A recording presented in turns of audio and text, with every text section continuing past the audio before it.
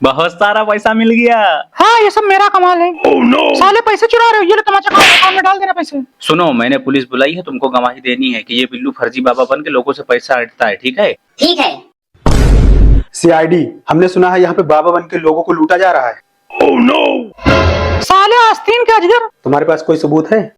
तुमने देखा है? No no. मेरे खिलाफ गवाही दिया तो कंटापी खाओगे। इधर देख, गलती से पैदा हुआ इंसान, तुम ऐसे नहीं सुधरोगे। रुको थोड़ा हाथ में थूक लगा लें। मैं गवाह हूँ। बाबा मालिक है। गिरगिट के सौतेले भाई हमको फंसाओगे। ये लो तमाचा, ले जाओ इसको 40-50 हजार साल के लिए।